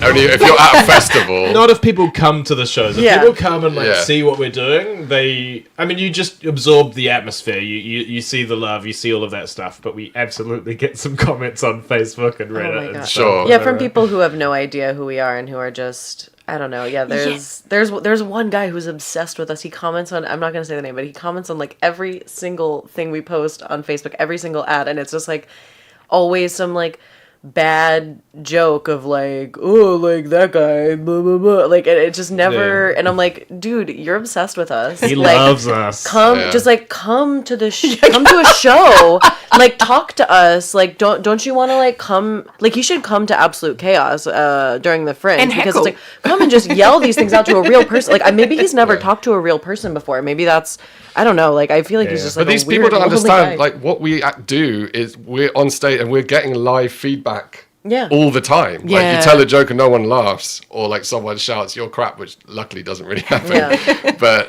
yeah, it's like, okay, leave your comment, like, ouch. You know, you know- that's... Well, he's just missing it as well. So some of the comments will be on like a clip that of Kyla telling a joke, for example, and he'll go, you know, that was the worst thing ever. I want to kill myself or something. But it's like you're just missing what's happening, because Yeah. everybody that sees Kyla perform knows that she's a superstar. You know, like Yeah. she's selling out shows all over Ireland. So he's objectively just wrong Yeah. in these situations. Yeah. So it's easy to ignore those. I got a comment the other day on my Instagram, and this is sort of stuff, and it's just like, why? And it was like on a photo of me on stage, and I often wear what I'm wearing now, which is like sort of shorts and boots, and somebody had written, oh wow, like look at your cellulite, or something like that, because in one of my photos, because I'm quite animated on stage, and I was sort of like doing a pose like this, and it's like I was really proud of the photo, because I'm like, I'm having fun expressing myself. Yeah. And someone had written that, and I was just like, yeah, because that's actually why I get on stage, so that you can all comment on like whether or not my legs are Again, perfect. was it a Yeah. woman or a man? Do you know? So funnily enough, it was a female. Obviously, it's always a woman with a comment like that. But it was Do sadly. men know what cellulite is? No, they're just like ass. Literally, Hey, men do. my boyfriend the other day was like, "Oh, like, is your leg like okay?" Like, cause he was like, "Do you have like a?" And I was like, "No, babe, it's just cellulite. Like, what are you doing? Like, I'm just fat. I don't know. Like, it's just how my body." And he was like, "Oh my god!" Like, he thought that like I like had hurt myself or something. And he was like, "Oh, it's okay." Isn't I that had no idea. I had no idea It's what it so was. funny. That's why I knew that this comment was like definitely Yeah. female, because I was like, any guy would just look at it and go ass. Yeah. Like they're not noticing. But funnily enough, that person recently wrote something else, and I think that it might be connected to other negative comments. It's just like, oh, like why would you care who I am and what I'm doing? Like honestly, I'm a nobody. Have you been heckled before? Oh, yeah. Yeah, it happens. But I think audiences, they're kind. It's like in the UK, they're a lot more cheeky, because everyone particularly like up north, everyone thinks they're a comedian. So they'll just like try and say something funny. I feel like here, like we don't get like aggressive heckles. Often it's just someone just comments weird, like they Yeah. just add their own commentary to it. And you're like, okay, what was the point of that? And often it's in a kind of broken English as well.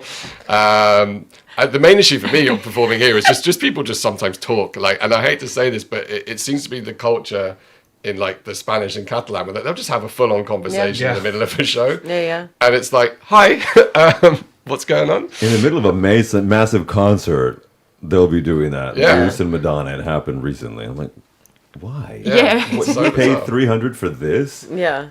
Yeah. to have a chat. Like you could have put it on TV. And to hear someone's opinion on usually. Okay, let's throw a little bit of a music on before we come back. We have a little more to wrap up and also to throw out information where everybody can get this stuff. This is something you chose, my brother. We're going for. And I'm going to give a shout out to Rolo because we actually lost this brother earlier this year or late last year. Faithless was one of my favorite. I mean, Dido came from these motherfuckers. If you didn't know that, if you'd remember who she is, look it up, bitches. And when I saw this, anytime I think about his passing, it really pissed me off. 'Cause I didn't expect it. He was, young. But We Come One. Why did you choose this one? I have to ask. So Faithless are my favorite music group of all time. Underworld for me, but fuck yeah. Yeah, and I was thinking, they have a lot of great songs. I was like, I want something upbeat for radio because I like a lot of their more like down tempo stuff. And We Come One is just it's just an absolute banger. It's just honestly. And so, folks, we're going to give you a little bit of banger here. This is We Come One, We Come One, We Come Together by Faithless, and we'll be right back in 3.5 minutes.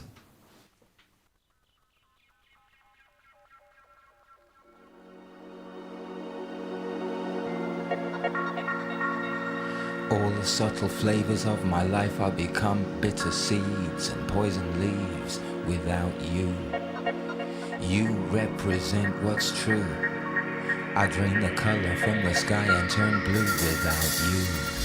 These arms lack a purpose, flapping like a hummingbird. I'm nervous 'cause I'm the left eye, you're the right. Would it not be madness to fight? We come one.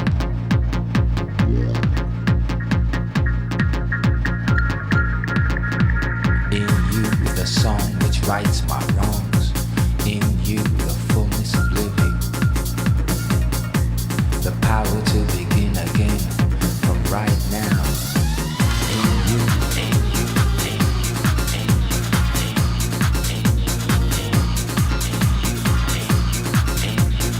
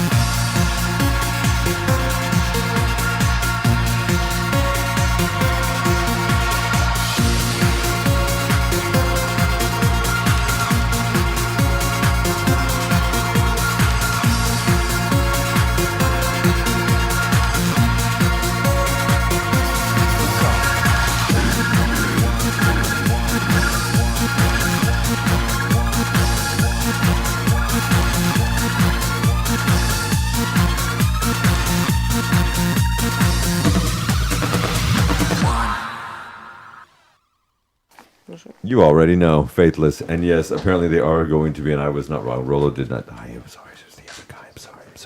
R.I.P. Maxi Jazz.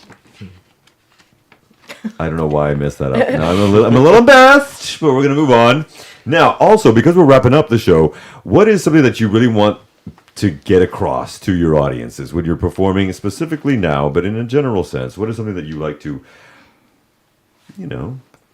contribute or portray for your audience when you're performing? I know everyone wants to get a laugh, but you've got yours can help people. Okay. Yeah, I think for me, it's, at the risk of sounding really naff, it's vulnerability and authenticity, like genuinely getting on stage and going, this is genuinely how I feel about a thing, or, as opposed to going, what's the funny version of this? It's like, no, how do I actually really feel about this or think about this? And just sort of having the courage to just be your own awkward self. They're kind of things that are really important to me to try and maintain. Yeah. Mm-hmm.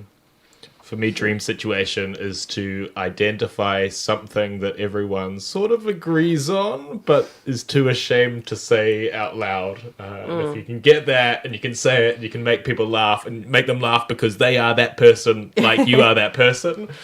That's amazing. That's a real thrill. Yeah, that's good. I think for me, it's like I love, because I do a lot of like kind of feministy leaning stuff, or like girl jokes, and I love when I can get like straight men to laugh at my jokes about like periods and stuff. I don't know, there's something powerful about that for me. That's like, I'm making jokes that are like, with female comedians I always talk about this, and it's like, because it's funny, like, fuck you. That's why we're talking about it. And so if I can get kind of, or I can get, I don't know, when I get people to laugh that I don't expect to laugh, like, I'm like, it's this feeling of like bringing everyone together on something. It's magical. Yeah, I don't know if I'm going out there with like a higher purpose, but I just always love anything where I get to connect with people, and you tell a joke or do something on stage and people laugh, and it's like an involuntary reaction. It's just it's the greatest feeling. Like, I used to DJ, and it was the same feeling I got when I put a track on and people would go mad and dance. It's like you've done a thing and it's done something to the energy in the room. But right now I'm just focusing on trying to go out and have as much fun on stage, and I think that instead of being so in my head about what I'm trying to do, it's just go and have fun. And I think people just vibe off a guy or a girl or a person having fun on stage and trying to give of themselves to you. So, yeah. Yeah. Nice. See, you wrap that up, and everybody gets a nice little Instagram snippet for later. Lovely. Now, again, this is going to be happening. The Barcelona Fringe Festival kicks off on the 10th. Now, on the 1st, through the 10th. What is going on the 1st? Because it seems like one big wham, bam, shebang. So many things. So many things happening throughout the whole festival. So, the 1st we open with Kyla Cobbler's show. We've got, Tamika Tan. We've got a whole bunch of amazing comedians. George Zacharopoulos is one I'm looking forward to. He won the Best European Comedian prize this week. Where at? It's from a company called European Comedy, which I made up. I invented it, and it's real, if anyone asks. Selfreferential.com. And who else? We got Michelle Wolf doing a massive show at Golem's Theatre. That's sort of the flagship show, I would say, of the Barcelona Fringe. Our best of Barcelona Fringe. Or whoever is there on the side. Exactly. And we have weird stuff. We have really wacky, strange stuff. I'm really excited to see a flea circus. I've known about flea circuses for years. As soon as I knew, for real? They're They're real. not for real. They're for real. Yeah, so they have fleas, and they make these tiny little kind of like harnesses that they put on the fleas, and then the fleas can joust sometimes, or they'll kind of sword fight, or they'll have chariot races where they pull a chariot. No. Yeah, it's real, and there's probably only 10 of them in the world, and one of them is happening at the Barcelona Fringe Festival. He's a fantastic clown called Adam. He's been doing it for like 30 years, isn't he? Yeah. And it's massive commitment as well. You have to keep the fleas, you have to look after them, you have to let them drink your own blood. I know this is. I'm just using this as an example of the range of things that are available to see at the Barcelona Fringe. And we also have shows in Catalan. Sure. Talk about weird. we have a couple shows in Catalan. Like Josep Català is doing a show, and Raventos, the really funny guys. Irene Minova, Sarnau, Garcia, and they perform Raval too a lot. yeah. Wait a minute. And do we have any Spanish? And then a lot of Spanish. Secret Comedy Club is like our center of Spanish comedy. Like Andrea Farina is doing a show. Actually, he's doing a show at At the Clubhouse. clubhouse, yeah. But Antonio Lorente.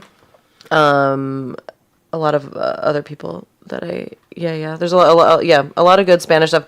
Hopefully next year we'll get more Spanish in Catalan because we again tight timeline, so we Exactly. they already had their plans. Exactly. But yeah, I'm most excited to see John Spillane do his show. He's one of my favorite wacky comedian guys. He does like this kind of like improvised stand up crowd work, like chaos, but he just like always controls it so well and like makes something really beautiful. So he's doing shows at a couple different places, and they'll probably be different every single time knowing him. Can I ask you a simple but odd question? Yeah. Why do you do this? Comedy or the festival? Yeah. Good breakdown, both. Well, oh my God. I mean, why do any of us do comedy? I mean, because we're fucking crazy. I don't know, like we're sick. We're all like, we all need help. Deep-seated need for approval. Yeah, we need your validation. Validation. I please. think definitely. I mean, I think it's like what John said earlier in the program of like I think almost all of us had, maybe except for Michelle, you kind of came at it from a different place, but like I think all of us had that experience of going to an open mic and seeing people like not doing great and being like, I could do that. Like I think I could. Yeah. And so that's just like it's just like a weird this weird arrogance, this weird need to like get approval, be on stage. And so I think like the festival is a bit like that too in a way. It's like we've just been thinking like Barcelona is a great place for comedy and like let's do it together. yeah, we're like everyone should come to Barcelona and like see how amazing our comedy scene is, and we should get more people to like do shows here. And so Do we have that's Edinburgh people coming? People coming who have done a lot of Edinburgh shows, But are like coming over. heads of festivals. Yeah, we do have some agent. It's like waiting type, for Guffman now. People coming over for Kyla's show and stuff Yeah. like that. So yeah. there will be some scouts out there. Anything you'd like to add to what Lady Hannah said about why you do your comedy? I think the Fringe Festival, there's an element of it that's because we can, right? We're in this weird, unique position where we like have a budget Well said. for it to an extent. We have, 100 comedians in Barcelona that are massively enthusiastic. We have people that are willing to volunteer their skills. People like James and Michelle and Ava and Alex. So. Yeah, we're just in a unique position that we're able to do this, so why wouldn't we? and it's all like the delusion, it's like in so many ways it's like this is all like we're all delusional, but like then are we actually delusional because then we make stuff happen, right? Like I think things shouldn't work, but they do. Sometimes I think about the comedy community here is so wild and wonderful and playful and supportive. I always feel like we're a little bit like the Little Rascals going, let's put on a show and all the people will come. And then we're like, the people came. Oh my God. Oh my God. It's wild. We're just making stuff up, right? We just invented it. And the Fringe Festival, at this stage, we just made it up. It doesn't really exist until people come. And then that's sort of what signifies it as a real thing. Yeah. I think. I mean, you can say, there is an element of delusionalness and wanting approval, but also it's just the most fun thing. Like, doing comedy is so fun. It's difficult and it's scary and it can be stressful and very vulnerable, but it is so fun. And what makes it more fun is the very unique community we have here in Barcelona and the audiences, in fair, because they're from all over the world and they just want to be entertained. But I honestly think that you go to any similar sized European city, and a lot of us have traveled to do comedy. They're lovely, but nothing like here, where it's super welcoming to people who live here, people who are visiting and want to do comedy here. We're very generous with our stage time. Hannah made this incredible document that's like the talk of the comedy world outside of here, where you can literally see every show and who you contact if you want stage time and how much you might get paid and how long it's set. And it's just Hannah. Yeah. I mean, it was a collaborative effort, but I'm the one who like Almost all Hannah. I enforce people updating it. But yeah, it's like people like we send this to people and they're like, oh my God, I've never like seen a comedy scene this organized. Like this is amazing. We've had other scenes like copy you guys it. have inspired the shit out of me today, by the way, and we needed to walk. Yeah. You and I need to talk too. Yeah, we have people moving to Barcelona because of this kind of thing to do comedy. So it's like stepping stone on the career path to becoming a sort of a professional Yeah. comedian is to come to Barcelona as a sort of an incubator. We're going to be the Austin, Texas of Europe. Yeah. I think. Yeah. There's no way. Hook 'em horns. I went to school in Austin, Texas. Tell you Just what. fewer guns and stuff like that. What you talking about, man? Adam? Less was- guns and there's homophobia. There's no way I would have been able to get from like 0 to Edinburgh Fringe show in a year and a bit if I was anywhere else in the world other than Barcelona, because these guys, every single person around this table gave me an inordinate amount of stage time. It's just, you wouldn't get it anywhere else in the world as a newbie. Yeah. Do you know what I mean? So it was like, there's nowhere else I could have done it. It's incredible. I want to thank you guys so much for being here, for coming in and doing Thanks this. so much. Like I said, we're gonna actually be rebroadcasting this next week. Throughout the week, you're gonna be seeing us with the links. We're gonna be throwing that at you for the next 2 weeks. And remember, folks, you can get all that information as well through Barcelona Fringe Festival at Instagram. Follow the links there as well. Do we have the online site? Yeah, BarcelonaFringeFestival.com. There you go, all Children of the Corn. And then, of course, like I said, we'll be throwing those links as well into the stories and the posts and whatnot. Thank you, everybody, for being here. Seriously. Thanks for having us. And folks, we're going to leave you with just a little bit more of that Sophistopop that I just love to throw in there because I'm a nerd. This is called No More Blue Horizon, but all you have are blue horizons and a lot of freaking rain today. So enjoy that, Children of the Corn. This is China Crisis. This is The Club with Lucas at RC 106.9. Remember, you are loved, and we will see you on the flip side. Bye, everybody. Bye. Ciao. Bye.